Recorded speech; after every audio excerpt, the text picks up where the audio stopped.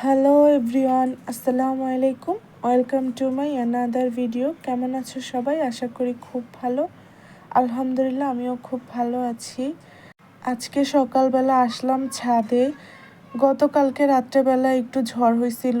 আমার এই যে এখান থেকে ক্যাপসিকামের ডালটা ভেঙে নিয়ে গেছে, আর কুমড়ো গাছের তো সব লতা পাতা চারোদিকে ছড়াই ছিটাই আছে, সব কিছুই একদম উড়াই ফেলছে। ছাদের একটা সাইডে আর কি টিন দিয়ে বন্ধ করা ছিল, ওই টিনটাও ফেলে দিছে। তো আমি এই যে এখানে কয়েকটা মরিচ দেখতে পাইলাম, বড় হয়েছে। আমার না সবচেয়ে ইম্পর্টেন্ট জিনিসটা হচ্ছে এই মরিচটা।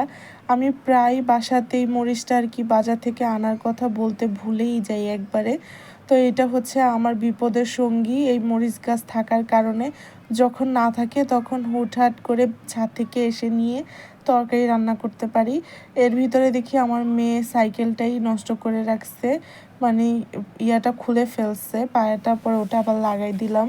আর ততক্ষণে নজরে পড়লো এই যে কামরাঙ্গা গাছের ফুলগুলো, এইগুলোর ভিতরেও দেখি খুব সুন্দর কামরাঙ্গা ধরতেছে, মাত্র এখনো ছোট ছোট, কিন্তু এই গাছটাতে আলহামদুলিল্লাহ অনেক কামরাঙ্গা ধরে।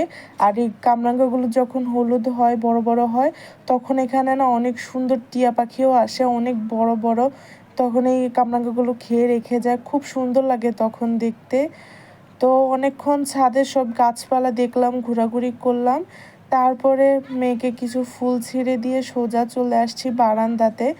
আগে ছাদের গাছগুলোতে পানি দিছি, এখন বাসার গাছগুলোতে পানি দিব। আমার বারান্দাতেও খুব সুন্দর সুন্দর গাছ আছে। তো এগুলোতে পানি দেওয়া শেষ হলে তারপরে যাব রান্নাঘরে। সবগুলো গাছেই মোটামুটি পানি দেওয়া শেষ। গতকালকে যেহেতু বৃষ্টি হয়েছে, ভাবছিলাম আজকে পানি দেব না। তারপরে দেখি সকাল থেকে অনেক রোদ ছিল, গাছের গোড়াগুলোও দেখি শুকিয়ে গেছে। আর পানি দিতে দিতে একদম বিকালবেলা, ততক্ষণে গাছ মরে শুটকি হয়ে যাবে, এই জন্য আগে থেকে একটু পানি দিয়ে নিলাম। তারপরে গাছে পানি দেওয়া শেষ হয়েছে, চলে আসলাম রান্নাঘরে।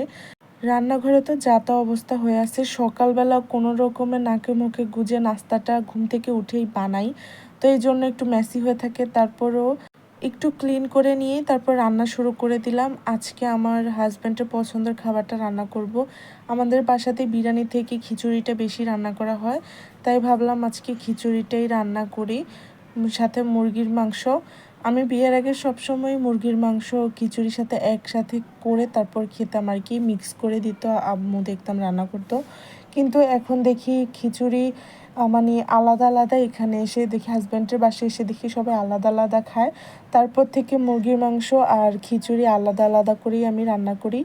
তো একবারে যেহেতু খিচুড়িও রান্না করব, তারপরে মুরগির মাংস, এই জন্য একেবারে মশলাটা কষায় নিলাম মানে খিচুড়ি আর মুরগির মাংসর জন্য একসাথেই মশলা কষায় নিচ্ছি। তো এই যে সব সময় রেগুলার রান্না করতে যেগুলা লাগে সবগুলাই একে একে দিলাম। তারপরে এখন একটু জিরা আর একটু গরম মশলার গুঁড়া দিয়ে দিছি।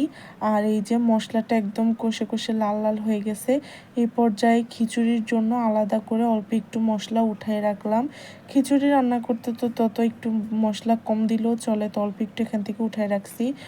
খিচুড়ির জন্য আলাদা করে আলু কাটছি, তারপরে আবার মুরগির মাংসের জন্য এখানে একসাথে আলু ছিল, আমি ভুল করে একেবারেই সবগুলো আলু দিয়ে দিছি। আজকে রান্না করতে গিয়ে দেখি মাংস শেষ হয়ে গেছে, কিন্তু আমার মনে ছিল না, অল্প একটুই ছিল, তো অতটুকুই রান্না করব, কিন্তু এখানে আলুটা বেশি হয়ে গেছে। পরে আমার মনে পড়ছে যে না, এখানে তো অনেক আলু হয়ে গেছে, আমি তো খিচুড়ির জন্য এক্সট্রা করে আলু রাখছিলাম, ওইটাই মানে একেবারে দিয়ে দিছি। পরে আবার উঠাইতেছি বসে বসে এগুলো একটা একটা করে।